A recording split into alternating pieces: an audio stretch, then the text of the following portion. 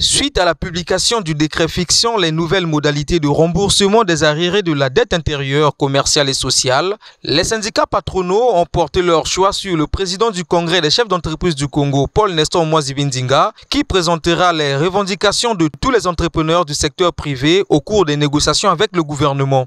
C'est ce qui ressort de la séance de travail entre le secrétaire permanent du Conseil national de concertation, Gervais Bwanga, et les syndicats patronaux le 11 octobre 2023 à la Chambre de commerce de Brazzaville.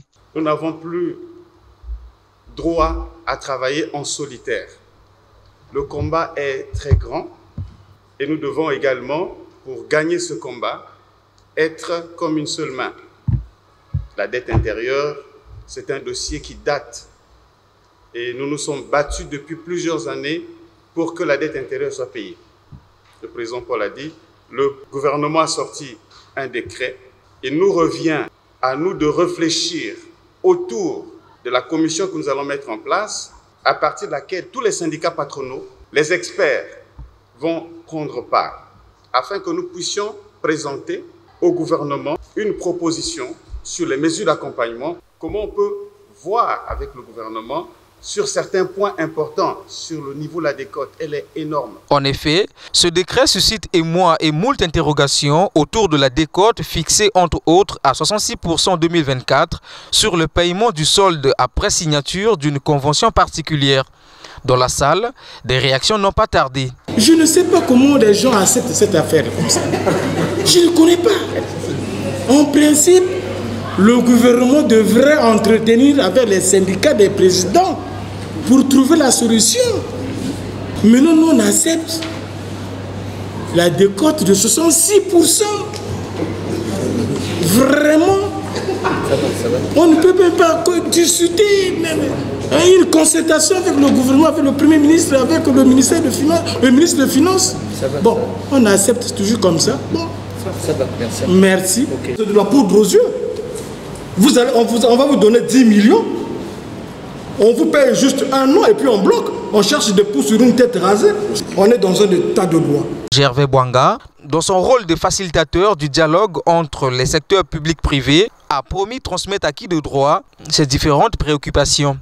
Autre sujet brûlant abordé par les syndicats patronaux est l'impératif de doter le port autonome de Pointe-Noire d'un scanner pour assurer la sécurité nationale, l'intégrité des transactions et des taxes, ainsi que la fluidité dans le traitement des conteneurs à travers le projet Full Scanning sous l'expertise de la société Global Access Congo. Pourquoi le scanner gêne un certain nombre d'entrepreneurs que nous sommes?